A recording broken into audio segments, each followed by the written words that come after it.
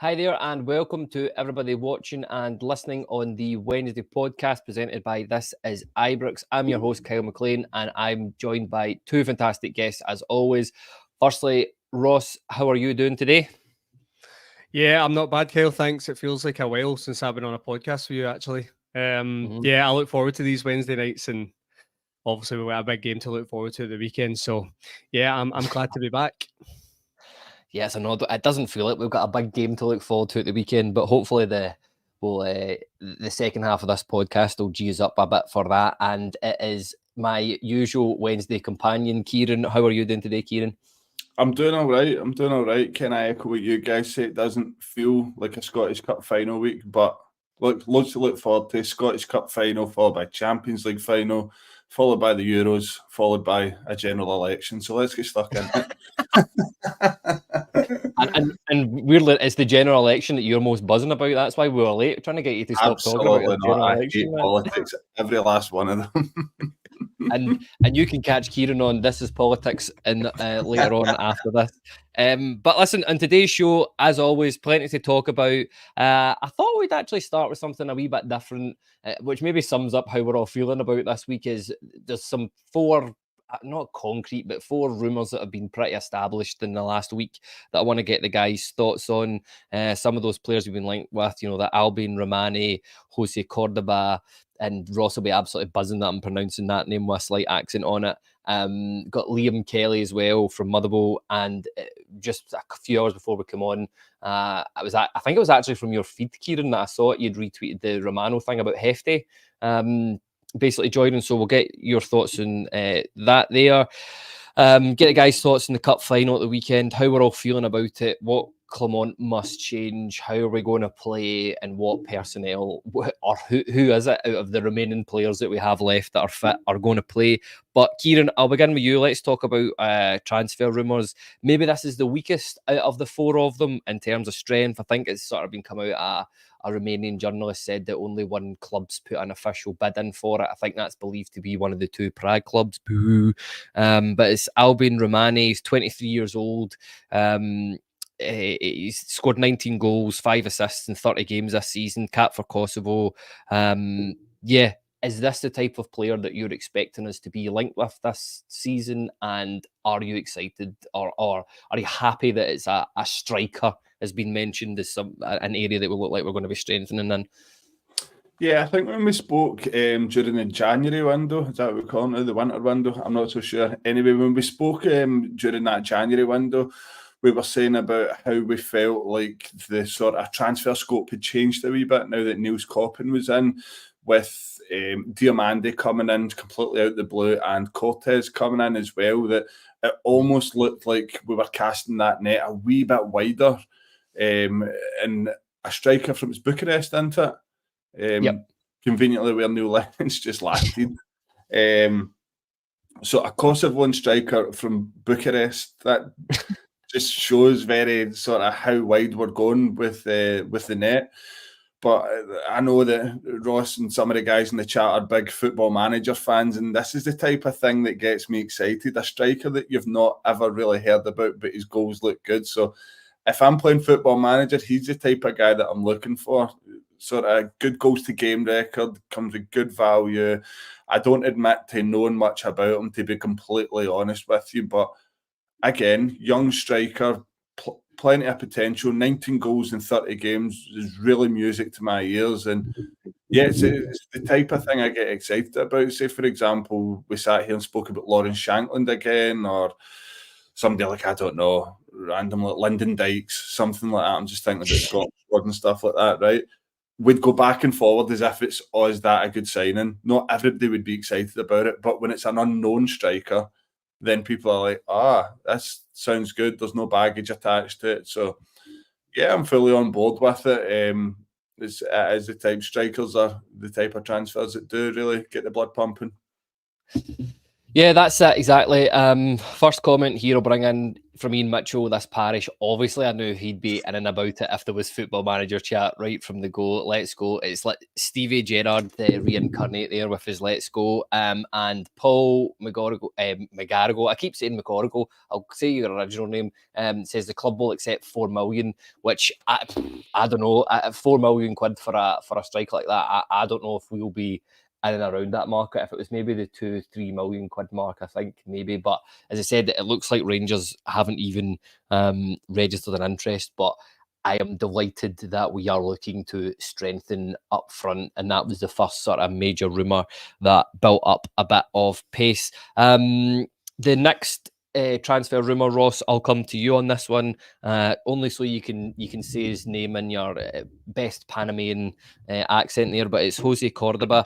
He's next in the list. He's an international for Panama. He's played at centre-back for Levski Sofia.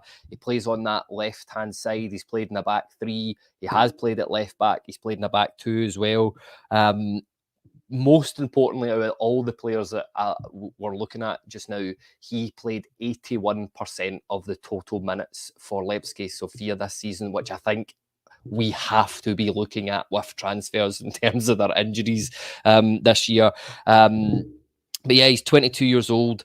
10 caps, rumours that Norwich are sort of sniffing about him as well. You know, I've seen in some of the forums and some of the social media, people going, if he's, turning his head at Norwich, he's not a guy we want at the club. But to me, that's possibly a good sign that a championship club on the cusp of promotion or that we're on the cusp of promotion are sniffing around this guy.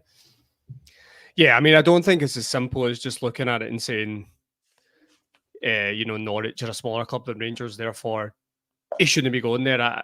Listen, if it was my choice, I'd be signing for Rangers every day of the week. But yeah, like you said, the Championship is attractive for a lot of players at the moment because you are only one step away from the Premier League. We've even seen that with the likes of Glenn Kamara leaving last year. He is in the playoff final at the weekend, so he can get there within one season. So it is really an attractive move. But this one looks like to me it's probably going to happen. It's been rumoured for a couple of weeks. I like the profile of the signing. Young, international, bit of a strong pedigree. All the data looks good. So I like this one. The centre-back position is definitely something we're going to have to invest in this summer. Left side is as well.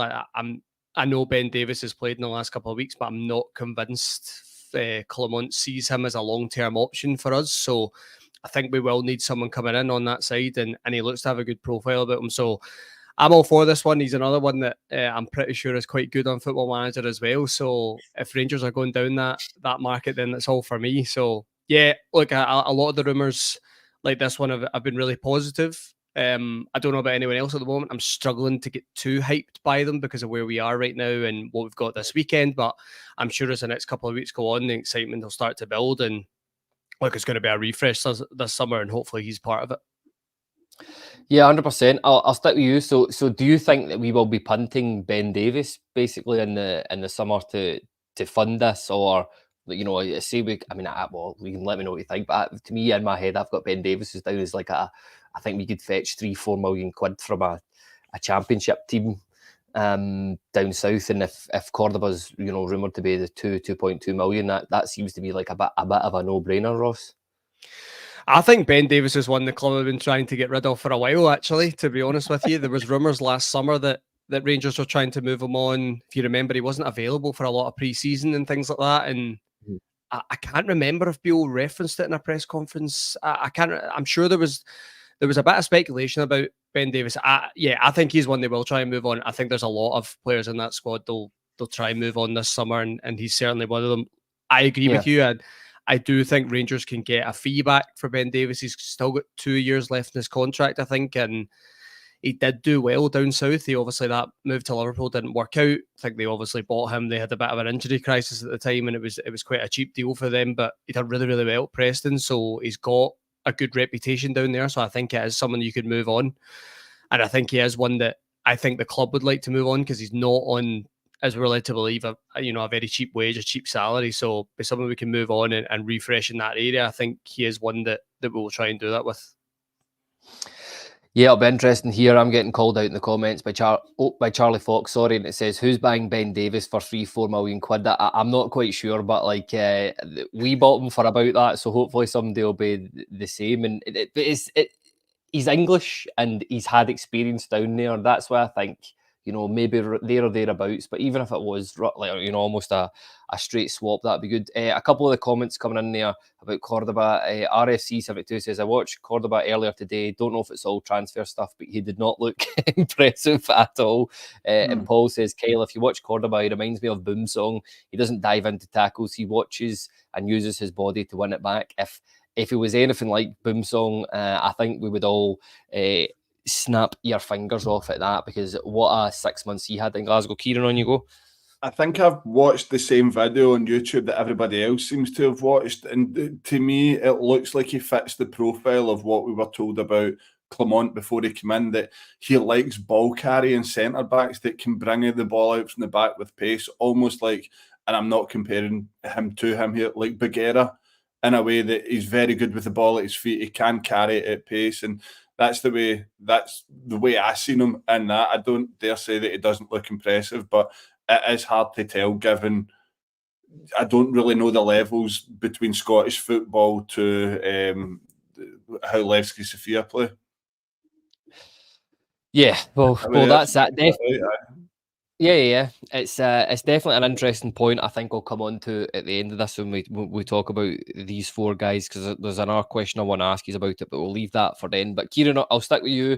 This transfer rumours a wee bit closer to home seem to send some of our support into absolute overdrive in terms of it fueled that Jack Butland was definitely moving on in the summer. Maybe some of his comments, coming out roughly about the same time, that, he's enjoyed it up here, but it's been, difficult putting that much effort into it and, not winning a league or whatever. But I can understand what he's saying. But Liam Kelly on a free from Motherwell, that one seems to have picked up a bit of pace, certainly in the last day.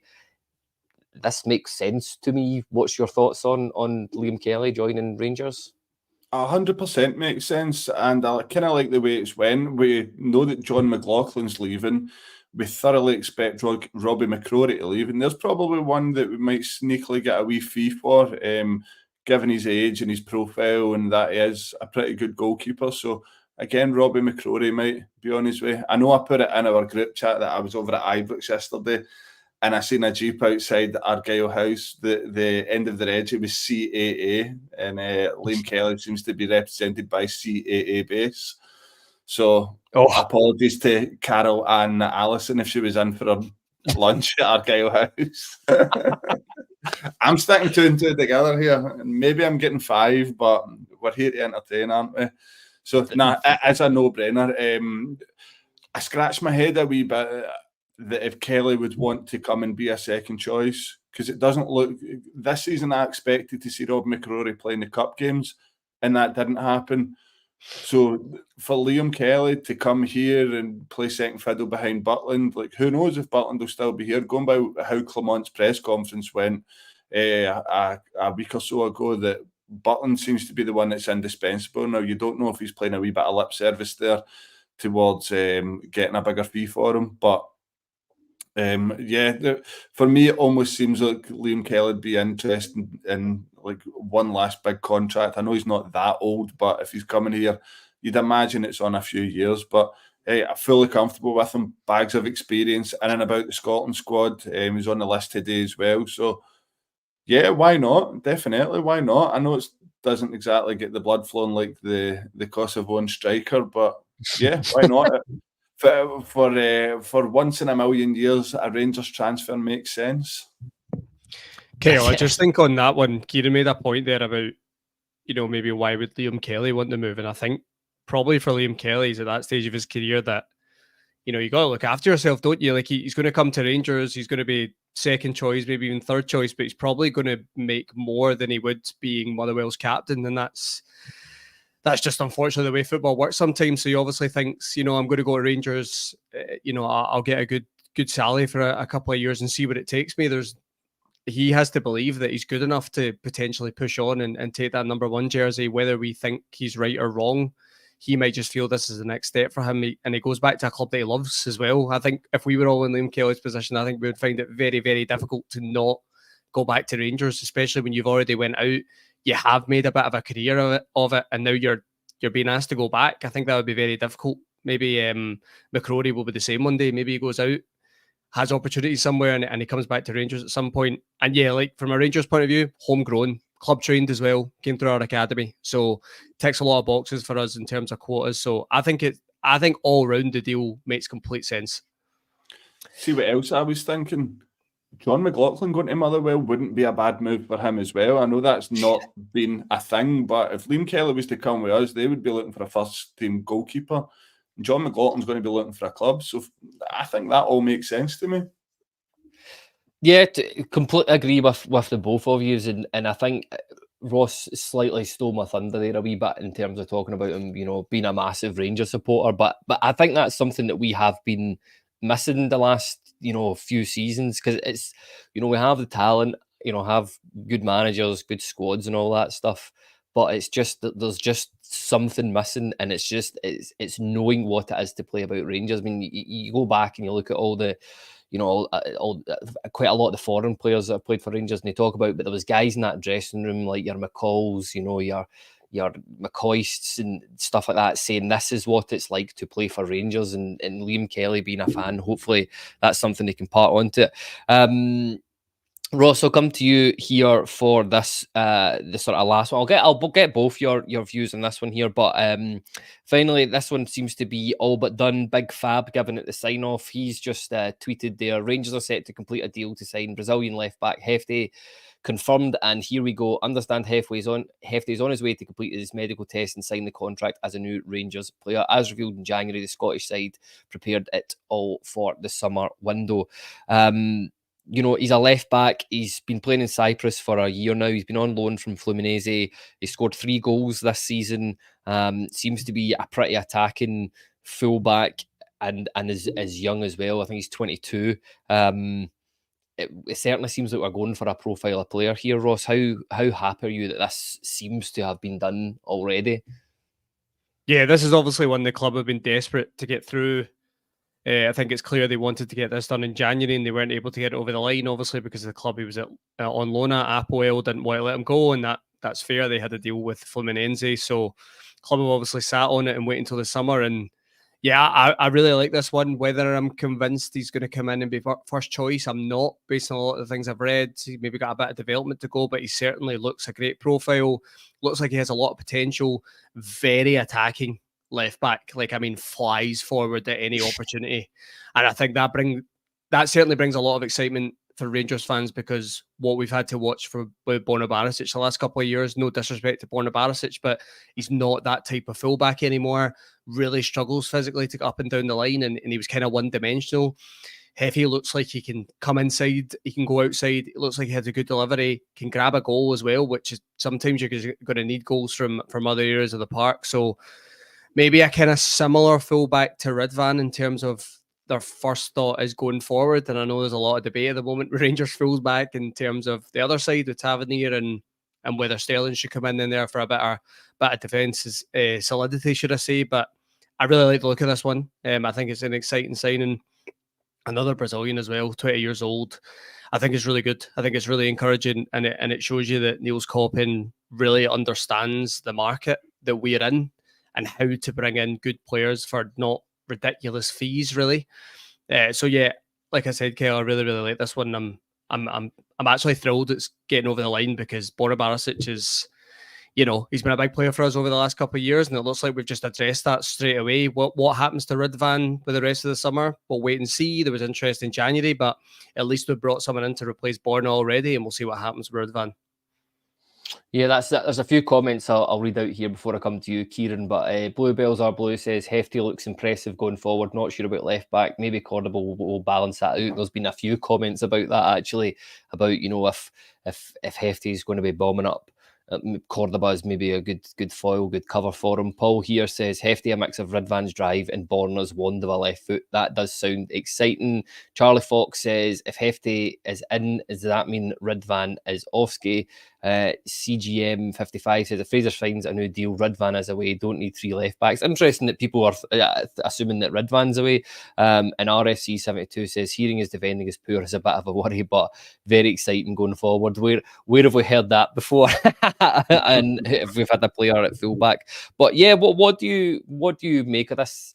Because by all reports, it seems to all been done. Kyran, are you happy that we seem to have, because that left back was certainly an area that everybody was talking about that we needed to go out and strengthen this window? So it looks like we've ticked that box off already, perhaps. Yeah, it's hard not to get excited by a 20-year-old Brazilian flying fullback that comes in, but for me, we've spoken about Liam Kelly, we've now spoken about Hefty, so both of them seem to be backups to me right away, because Ridvan's a starter. Ridvan's been easily one of our best players at a bad bunch this season. So for me, it's good in a way in the sense that this season we've really, really struggled because the backups that have come in when the starters have got injured haven't been good enough. So for me, this looks like we're building a squad as opposed to a starting 11. I think the bigger signings will start to roll in as the window properly opens, but this one looks like it was done in January. It was just a case of a bit of red tape with Applewell, etc. And the Rangers dads are going to have a field day coming up with puns with his name. But yeah, I'd be more happy with a left back and a right back that could defend rather than flying fullbacks. But if that's the way that Clement wants to play, then that's the case of how we're going to go about who we're signing. But again, another signing that makes sense and kind of fits into the bill of casting the net far and wide. A 20-year-old Brazilian on loan from Fluminense playing in the Cypriot League absolutely screams at that. And, I'd be really interested to find out, see out the signings like Diamonde, Hefty, etc., Cordoba. How many of these were Niels Coppen's targets, before he came to Rangers, if you know what I mean? If they were possibly on the radar of teams like PSV Eindhoven. I know that Cortez was one that we watched previously. If you go back to what John Brown said during the Rangers Hearts game at Ibrox, that they had watched him extensively for Milanese before he moved to Lons. So, and I'm really interested to know which of these are Niels Koppen targets. Yeah, it will be really interesting to see and who comes through the door in January. But I said there's just a wee couple of comments here. I always like being balanced and getting both sides of the fence, so to speak. But Alec one here says, got to see what happens if we get ahead of ourselves with Bale signings. I know how that story went in Charlie Fox and something similar. Last signings have left me scunnered. Really thought we were going to run away with the league this year. So I suppose it is a bit of pinch of salt. But Ross, there's one comment here I'm going to bring up. I don't know if you've clocked this already. Knowing you and looking at the comments, you might have done it. But there's somebody here, William N01 says we should be looking at the boy Malida, who's leaving Hibs from Hertha. He's got a year left on his deal, and this boy has a brilliant pedigree, 25 years of age, and would hopefully get him pretty cheap. So this is your chance to talk about him and if you think Rangers should be signing him or not. I think I said this to you 2 months ago or something, Kyle, that I would be looking at this boy. Yeah, and not just for his performances against us. I thought he looked really good, but he's came in for a Hibs team that have struggled at long spells this season, and he looked really, really good. Ability to beat his man, ability to grab a goal. Looks like he can play across kind of all 3 positions in the front line. Whether Hibs have done that, I'm not so sure. I haven't tracked every single game, but he looks very versatile. And yeah, I'm not sure it would be difficult to strike a deal for him, and he's been able to come over here and now make an impact for Hibs. So there's maybe an argument that he could make the step up for us. I don't know, but look, do I think the club are going to look at him? Probably not. But from what I've seen of him this season, I thought he was one that would maybe interest us and one we could maybe improve our squad, maybe domestically. But yeah, I'm glad that William's on the same wavelength as I am. Maybe I'm not completely crazy about Rangers sometimes. Well, that was that. He mentioned it too many times in the comments. I couldn't not bring it up. So yeah. Thanks for that, William. I'll transfer you that money for bringing that up. Thank you. Isn't it about time that we start looking at guys who perform week in, week out in the league that we're aiming to win? And I know we have to be clever in the market, and it looks like we are doing that, but there is an element of using a wee bit of common sense and sort of buying the best of the league for the right price. But again, I really like this idea of buying a guy that's got a year left in his contract, that's already proven it in the league for I don't know, cheap. I don't know how much he would come for, but it's definitely something we need to look out for. There's a thirst for it. Yeah, Charlie Fox totally agrees with you here, Kieran. He says, these rumoured signings are a big risk. Wish we get in a Miovski or a Shankland and then get in Watson, Miller, Barron. I don't know how to say that name. Or I think it's Doig without a space. Oh, yes, so it is. I was like, Doig instead? I was like, is this some German guy or something like that was signing?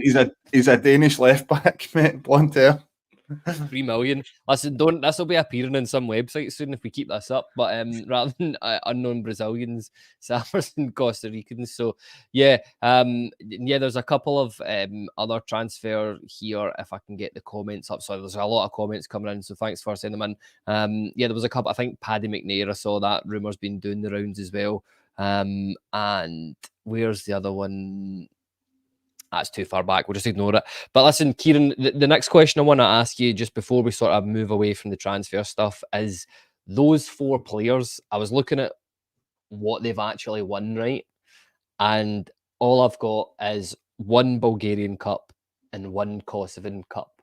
And that's it. I think Liam Kelly might have won a league with Rangers in the under-17s as well or something like that. Is that something that we need to be looking at, that we need to be going out and getting guys that have actually won stuff in their domestic leagues? Yes, I think so. But I think there is, I did say like the big signings would roll in when the window officially opens. But I think there is going to be a sense of guys with experience brought in. Like, I think there's no hiding from that whatsoever. Fans will get upset the way they got upset where Balogun came in last year, and he's probably outperformed most of the signings that came in last summer. So our dressing room does need experience. It also needs guys that kind of know how to go and win a title. So yes, we do need to start bringing in. I think we'll be linked with a Croatian midfielder today as well. His name escapes me. I think he instead. What? Sorry. Is Doig instead his name? Instead, maybe. I'll find it from earlier. I read about it earlier. Anyway, he had won titles as well, but this whole week as well, I know there's been a lot of talk about like the Cantwell posts on social media and Fabio Silva being a bit of a clown. It just screams to me that there's nobody in that dressing room that sort of wants to pull things together and tell guys to get a grip and how it should be here. So I do get that we're signing a lot of youth, and I know where you're going with that, saying that we're not really looking at guys that have got a lot of success and cups to their names, but we've definitely got to be looking at guys that sort of can be dressing room generals in a way that can pull other guys aside and say, look, that's not how you behave here. And I think we're missing that at the moment. So yeah, I believe, I've got faith that we will bring in guys that have got a few medals to their name. Kyle, I think you just need to, I think this is when we need to just trust the recruitment team on this one, and you're hoping that the manager has a big influence on this. You're hoping that the manager sits down with the recruitment staff at the beginning of the season, and it's not necessarily go and find me players that have won lots of trophies, because that's very difficult to do, right? And if players are really successful, they usually go to bigger leagues and where there's a lot more money. I think for us, it's the mentality aspect. Like, there has to be more done on that. Can you come and play for Rangers? Can you understand the pressure that you're going to be under every single week and perform? We had a conversation earlier about Sam Lammers.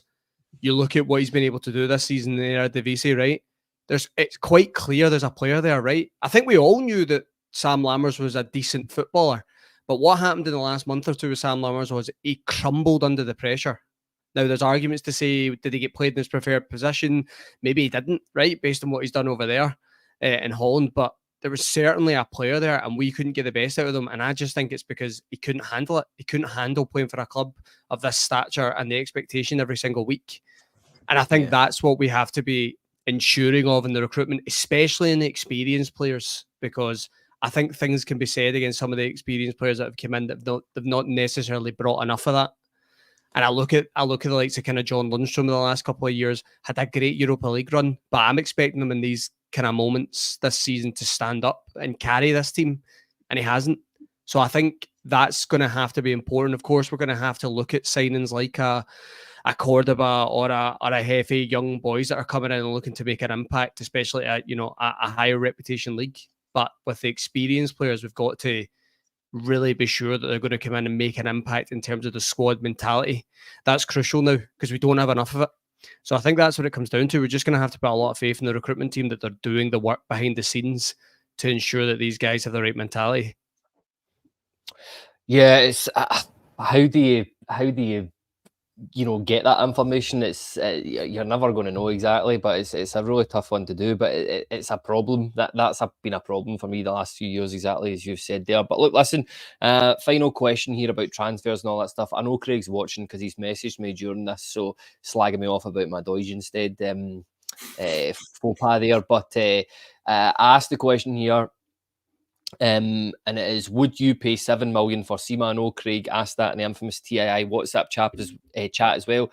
Kyran, I'll come to you first. It's just a simple question. Would you pay £7 million for Abdallah Sima? Straight up, yes. Difference is whether or not we've got 7 million to spend on him. Yeah. Again, though, it might depend if we qualify for the Champions League. 2 qualifiers is very tough to get through, as we've seen previously. But given, I think it was someone said in our chat, given the outlay that we put on guys like Ken and then Ridvan, then Danilo, there is a complete possibility that we do go out and push the boat out and spend that type of money on Sima. Now, what we do know about Sima is that he can completely cut it for us in the league at European level as well. And it's maybe that injury sustained while international duty has done us a favour in the price tag. Because if he kept going the way he was going, there was no way we were getting anywhere near it. So I think something creative has got to be in the pipeline with Brighton to come to an agreement to bring him here. But if it was my choice, then absolutely. And I'd be playing him through the middle. Yeah, listen, that's the 2 guys on this podcast that have been banging on about playing Sima as well for the middle. So I'm absolutely delighted with that shout because I think he would destroy playing through the middle, to be honest with you. He's everything that we've been missing this year. A few comments here before I come on to yourself, Ross. Aldo55 here says, more time injured on the park this year for Sima. That's a worry. So that's why we'll definitely be going out and spending that type of money on him. Ali Quinn says, Sima only 22, so could sell on for big bucks. KW, who's one of our subscribers, says Sima is a must signing. Paul says, Ibrox, Sima a new deal, then bring him back on loan. Scott Hammond here says his injury record is a concern. Thomas H, same thing, injury record a concern. Ross, where do you stand in this divide? Would you pay that type of money for Abdallah Sima to come to the club? Because let's face it, the last player we spent that amount of money on was Ryan Kent. No, I wouldn't spend 7 million on Abdallah Sima. I would maybe have considered it in January before that injury because he was absolutely flying. But unfortunately, we've just not seen enough of him in the second half of the season. And I've heard a lot of Rangers fans saying lately that we have a lot of injuries and we shouldn't be recruiting players that have got a history of injuries. And Abdallah Sima has an injury of history, a history of injuries. You can look at that with previous loan spells. Stoke, he struggled at Angers at points, and he's struggled here. And there's no doubt the player is very good. There's his quality, and I agree with Kyran. He's proved that he can do it for us in this league. And it's been a long time since we've actually had players that can step up and get us numbers in these leagues. But I just don't see the value in spending 7 million on Abdallah Sima. I don't think Brighton will be able to get that this summer with the amount of time he's been out. If Rangers want to try and go back in and get a deal for maybe around 3-4 million, maybe stretch to 5 with add-ons, I could maybe get on board with that. But 7 million, no, it's just way too much for me with the amount of surgery we're going to have to do in the squad this summer. I don't think we can be affording to spend 7 million on one player who hasn't been available for a lot of the second half of the season. Unfortunately, I said this earlier, I think Abdallah Sima is probably the difference maker for us this season. I actually think a full season with Abdallah Sima, we probably go on to win the league because the goals he showed at the beginning of the season probably would have been enough So it's unfortunate. And so that shows you how much I value him as a player. But for me, just 7 million is just a wee bit too much. I was going to say you don't value him at 7 million. No, that's the thing. Ali Quinn agrees with you here, Ross. He says 4.5 million, no more, which is they're roughly around the ballpark. Bluebells are blue. Who's another one of our subscribers says would not touch Sima for that money. His injury record is abysmal. RFC 72 said Sima far too many injuries to risk for that price, especially for the rebuild we need. And Aldo 55 here saying we need to see another loan in Sima before spending 7 to 9 million quid, which I think is all pretty sensible suggestions across. Were you going to say something here, Kyran? No, it's one of the ones that I think this team just scream out, especially the past few teams that have played against Celtic, for pace and power. And he just ticks both boxes completely. And how many times have people said leading up to the Old Firm games, I hope Matondo's fit, I hope Sima's fit for it, just for the pure pace. If we're going to build a challenge against them, we're going to need to be signing players with pace and power. I do agree with what Ross says and the guys in the comments about the injury record. 4.5 million for him would be an absolute snippet, but I don't see it. I really don't see it. I think it would be outstanding business if we got him on loan for another year if Brighton tied him down to a longer term deal, which they might well do. They might see the potential in him, the fact that they've spent 8 million and they don't want to squander that. But again, they've got money to burn down there. Yes, that's exactly it. It'll be interesting to see what happens with it. I'd love to see Sima back at Ibrox in some capacity next season, because he had a storming first half of the league campaign, and as you said, and just it's that same old thing, if we had him fit for a full season, things would be different. How many bloody players have we said that about? I'm so sick of saying this, Kyle. Do you know that? I'm just so sick of saying this. Like, every time we're talking about these quality players that we've got, we always seem to talk about injuries. I can't be bothered anymore. I think Clement said something about this at Bruges. He had like a 90% availability of his squad, and this season for Rangers it's been 64%. I mean, it's just not good enough. And then the manager's also spoken about he's had to go against his principles at points, to actually get a squad out. So I think there needs to be a real clear out this summer. And I think anyone with an injury record like that can't be the priority. I'm not saying that Rangers shouldn't explore going for Abdallah Sima. Kyran made a good point there in terms of a loan deal. Yeah, if Rangers can try and do a loan deal based on his contract situation, yeah, then I'm all for it. Bring him back. He's not our player. If it goes disastrously, you send him back and you've not lost as much money as a permanent. But I just don't think we can be affording to put that much money down for a player that's not been able to be fit for pretty much the whole second half of the season. Let's be honest. He's played about 5 games, I think. I don't actually know off the top of my head. He's not played a lot. So it's just too much for me. Yeah, I agree. And that, before I'll leave the transfer thing, because William N has put another thing here. Said Sima 25 games, 11 goals, 2 assists. Melida 18 games, 10 goals, 2 assists. You would get this boy for about $1 million easy. Looks like I'm going to be soon in the Melida train as well. And I'll just chuck this grenade in before we move on to the cup final. At the weekend, Ian Mitchell says sell Lammers for 4 or 5 million and suddenly £7 million, 7 million for Sima. It sounds a lot more reasonable, and we'll leave it at that. Kyran, the weekend, how are you feeling about it?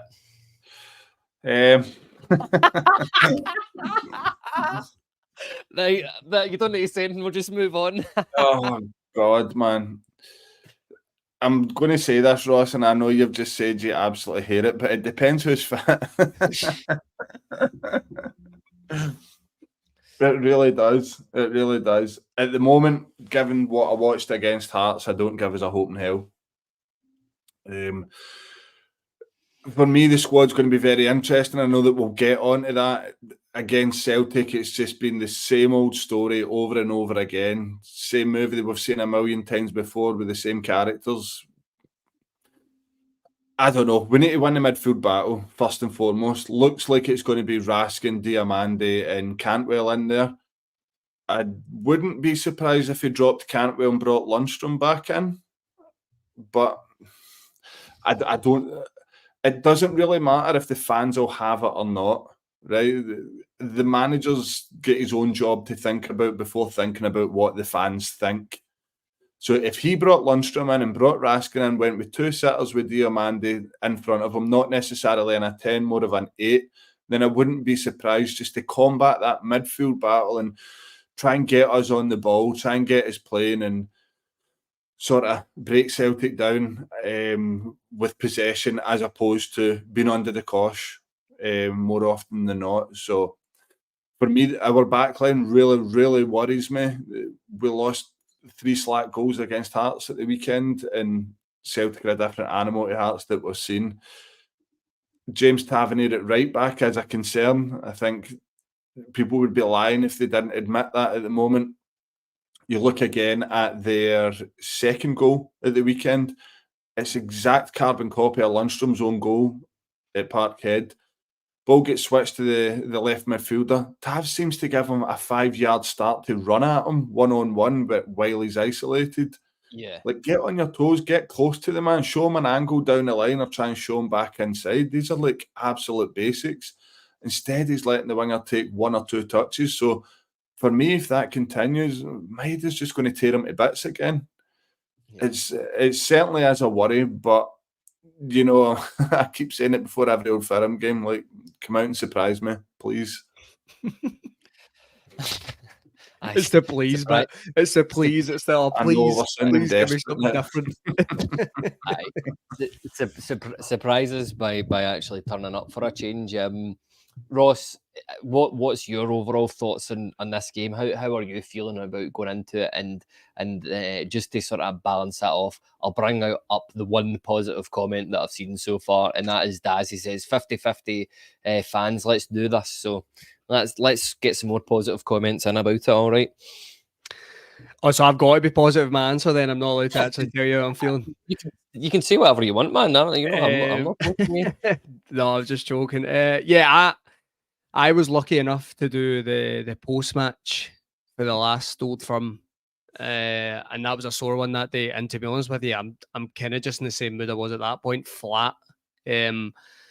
I wish I could come onto this podcast and say that, you know, it is a cup final, and you never know in these games, and you sometimes the unexpected happens in an Old Firm fixture, but just the patterns that we've seen this season, a lot of the games have been very, very similar, very familiar. You know, Celtic start well, we don't seem to recover.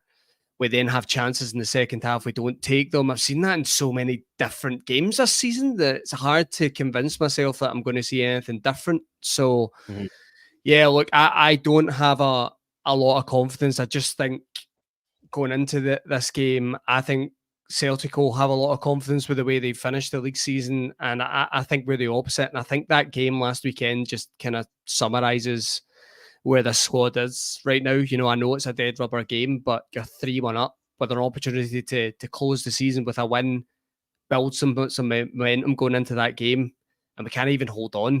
Do you know what I mean? There's a real lack of resilience in the team at the moment, a drive, a determination, and I don't know if you're going to see any different this weekend. The players are going to have to step up.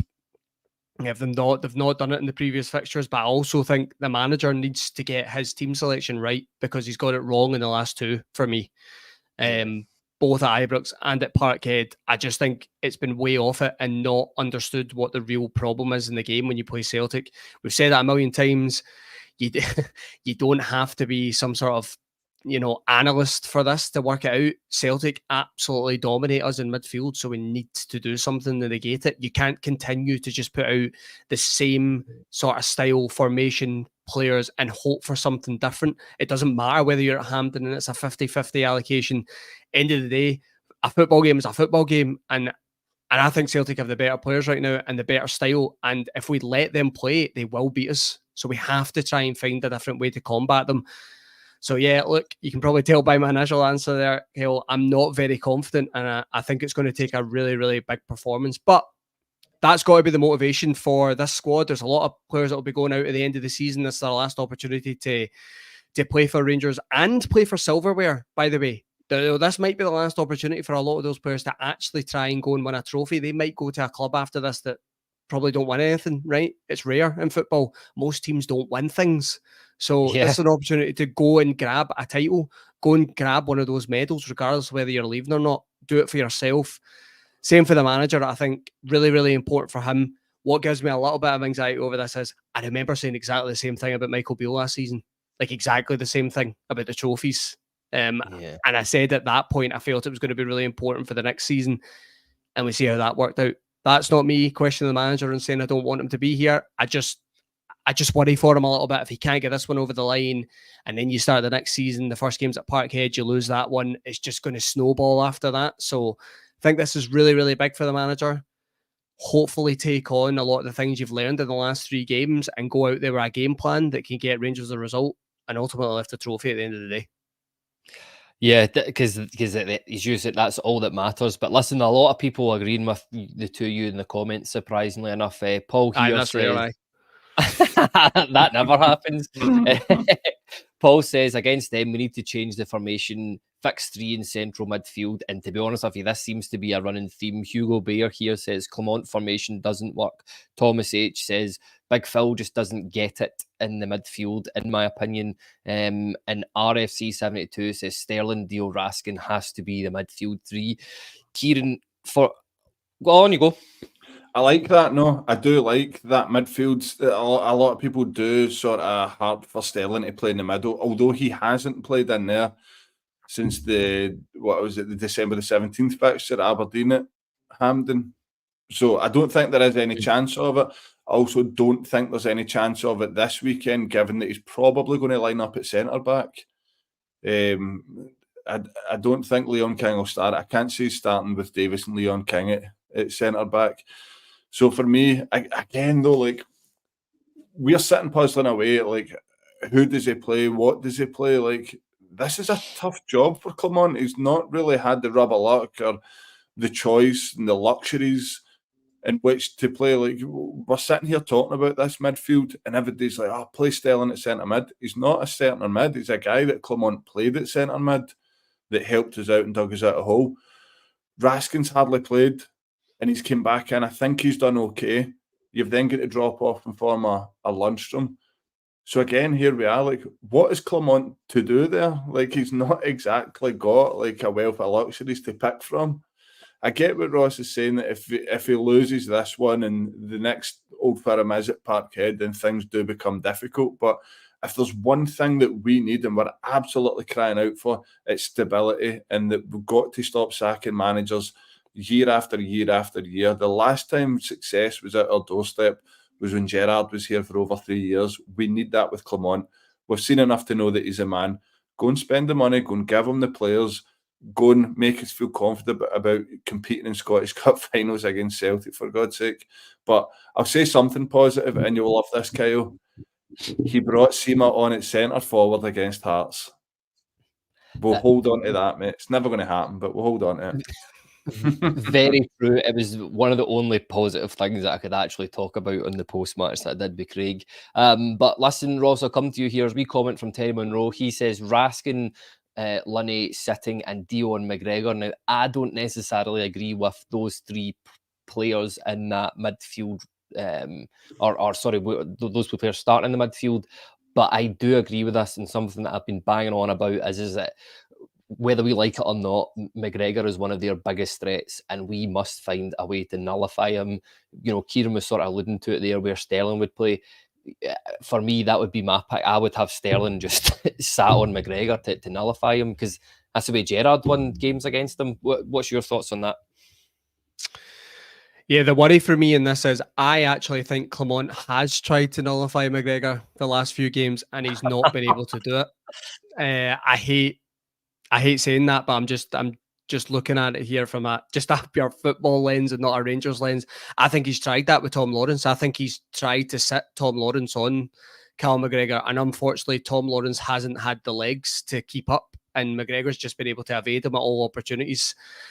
I don't want to go like kind of too tactical here because I'll bore everyone, right? But I don't think we press very well at the moment, right? I don't think the front players, Dessers, or it was a Lawrence in the last game, doesn't really matter who's on left and right. I just don't think we put a lot of pressure on the opposition. That's not just Celtic, by the way. I've watched the last couple of games at home, even against Dundee last week, where they were able to just play through us really, really easy. You've seen that with Hearts as well at the weekend. We just don't press very well, right? That's obviously something we're going to look at in the summer, I'm sure, and we'll be a lot better for it. And injuries have probably played their part. So, see, for me, I wouldn't actually stick someone on McGregor. I really wouldn't.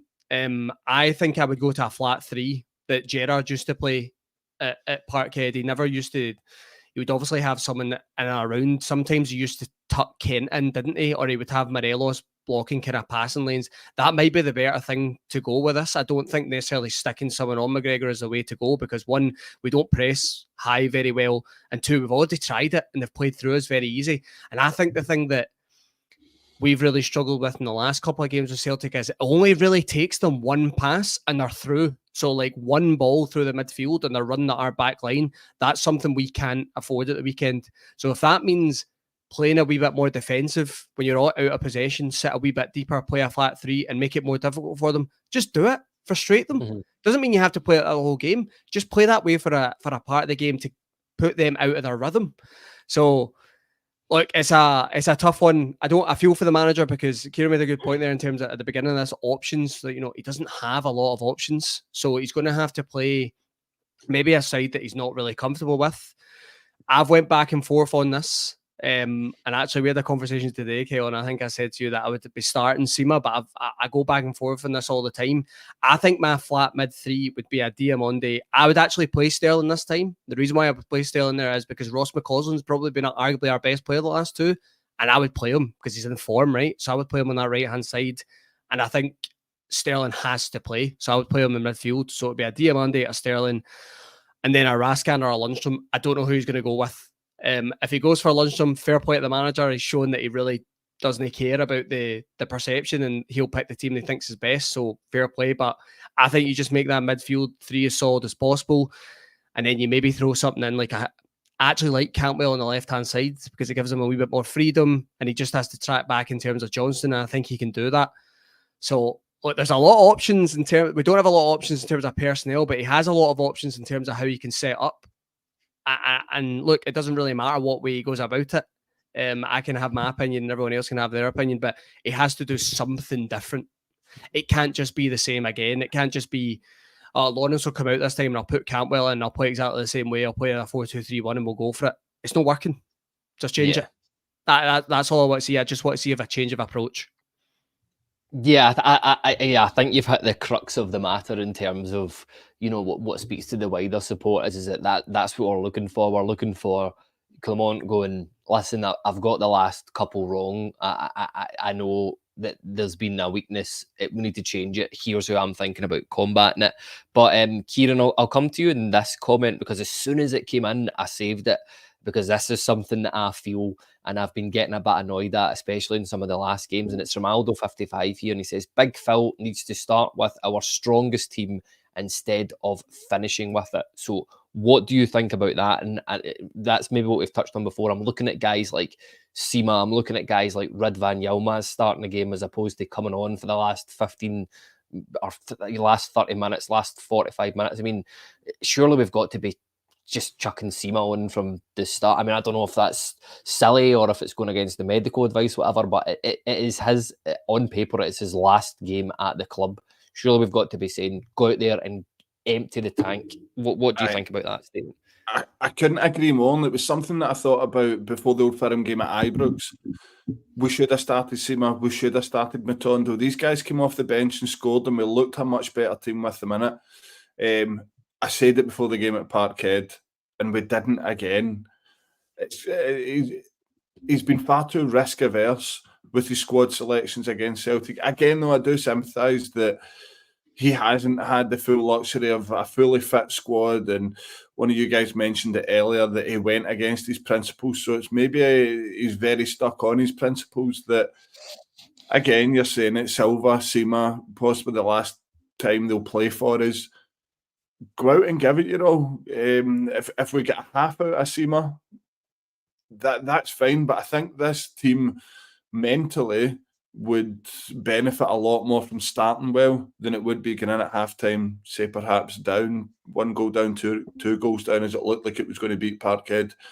Mm-hmm. So when the tails are up, you've seen it You seen it when it went 2-1 at Ibrox, and then we got the Dessers goal that was unfortunately chopped off.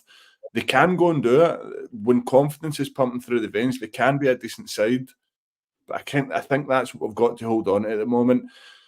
The game at Parkhead and the team came out an hour before kickoff. I knew we were beat.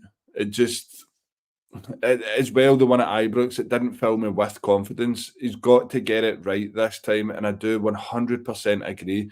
The guys that have been on the periphery with being fit or making the game or making a start, he's got to just start the best players that are available and get us off to a good start and not fold too early. So we'll wait and see. I won't hold my breath going on previous expectations and evidence.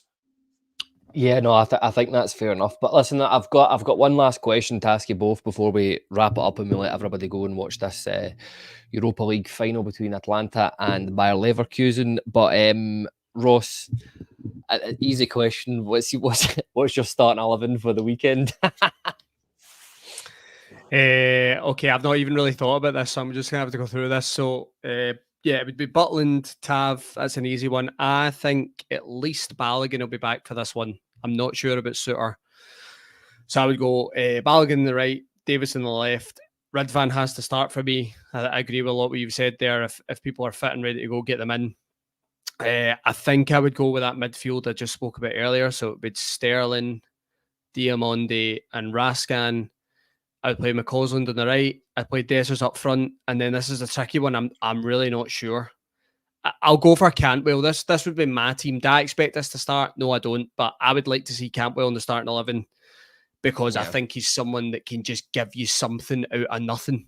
And I think it's quite clear that Philippe Clement maybe doesn't fancy him as a player, maybe doesn't think he's his type of player, and maybe he can get the best out of Cantwell, and he's maybe one I expect to move on this summer. But for me, when he's still at the club, he's still arguably our best player, so I would get him in. So that would be me. Yeah, I think we need to go to a flat 3, Kyle.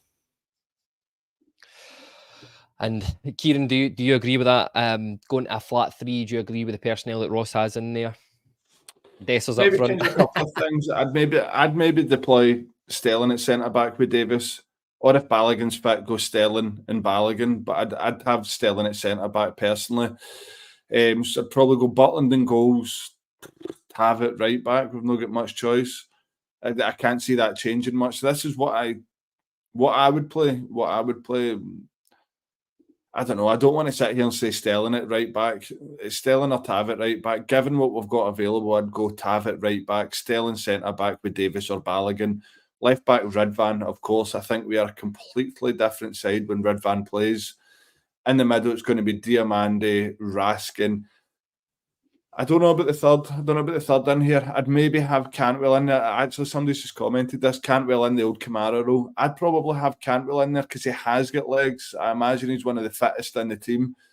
I think it's criminal this season that the only start that Cantwell, and somebody correct me here if I'm wrong, the only start that Cantwell's made in an Old Firm game, Michael Beale had him basically at right mid. That's not going to cut it with one of your most creative players. Left wing, I'm going to give Fabio Silva the benefit of the doubt. I actually think he had a decent game and gave Alistair Johnston a lot of problems the last time. On the right, McCausland is on form. Through the middle, I'd go Sima. I just think if you want to beat them, you need to go with pace and power. The Dessers only really offers you power. We really need to be getting in behind. And if we're going with a flat 3 in the middle, then perhaps you're going to be under the cosh a wee bit more than what you are, being slightly more defensive. You're going to need a bit of pace to get you out there. McCausland isn't the quickest, Silva isn't the quickest. You're going to need something. So Sima through the middle for me. Just a quick one on that, Kyran. Just a question on it, right? You think the last couple Old Firms we've played against Celtic, our best period in the game has been the last 15, 20 minutes, where you can either say they became complacent. There's been a lot this season made about Celtic's game management. They're not really the best at managing the game. They've got away with points. Maybe it's just fatigue. I don't know, right? But our best period in these games have came in the last 15, 20 minutes. Is that not when you would want a fresh Abdallah Sima? Like, you make the same change that he made at Tynecastle at the weekend. You played Dessers for the first 60. You stay in the game. I think bringing Abdallah Sima off the bench for the last 20, 25 minutes, even extra time, I think that could be a difference maker for us. Possibly. But when I look at this team and what I see what they're all about, I do feel they're mentally weak. So starting strong and getting ahead and trying to keep the lead, again, that's very much said tongue-in-cheek for this team to keep a lead, would go a long way. Now, I get your point about being stronger in the last 15, 20, and I think, again, same old story that we've went behind, we've pulled one back, Celtic have conceded that we can't let this slip here. We'll sit off them a wee bit and let them come at us. I think it's more of that, and that's why we tend to say, oh, we were great towards the end of that game. It's not. It's the same old, I don't want to swear, it's the same old stuff over and over again, that the game for Celtic is basically done and they're holding on to their lead. For me, a team that is very, very weak mentally, especially against Celtic, has to start the game well. So for me, start your strongest team. It's a cup final. There's silverware to play for here. Yeah, listen, I agree with you, Kyran. I've been pretty frustrated the past few times when we've brought these guys on, and you are right, Ross. Like, our most successful parts of the game against them the last few times has been the last 15, 20 minutes, but that's because we've had all our good players on at the park that end. Listen, I'm just going to end up on a couple of lineups here because I did ask, and always like trying to get as many comments in as I can. Ali Quinn here says Butland, Tav, Ridvan, Balogun, Davies, Jack, Sterling, Diomande, Cantwell, Dessers and McCausland. RFC said 72 says Butland, Tav, Balogun, Davies, Ridvan, Dio, Sterling, Raskin, Cantwell, Dessers, Silva would be my team. And William N01 says 3-5-1-1 for me. Butland, Sterling, Balogun, Davies, Sima, Ridvan, Jack, Diomande, Cantwell, Silva and Dessers. Yeah, a lot of people there suggesting that Balogun seems to be back. And I can't believe we've got through a full pod about a game we're playing at hand. We've not mentioned Scott Wright, and we've not even mentioned Shushburgers on this podcast as well either. But listen, I just want to wrap it up and just say thank you to both my guests this week. Thank you, Kyran. It's a pleasure as always. Absolutely. Let's try and look forward to Saturday as much as we can. And if anyone's got a ticket, I'm still looking. So just DM me. There you go. Shameless as always. And thanks very much, Ross, for coming on as well and joining us. Yeah, thanks, mate. Enjoyed that. Look forward to seeing Rangers lift the trophy Saturday. Yeah, listen, that's that. I think that's what we're all asking, because a cup double, I think, would be not a bad way to end the season. But just a wee bit of homework before we go. Just want to say thank you to everybody out there watching, listening. As always, you can get us on YouTube, all the usual places. If you want to help the channel out, there's 5 things you can do to help us out. Just remember to give us a like, subscribe, share, enable those notifications, and comment if you can. Thanks for all the comments that have come in today. And yeah, go out, enjoy this Europa League final that's playing tonight there. I do notice that Leverkusen are starting with a back 3, but it could be nothing. But listen, take care, and we'll see you all again soon.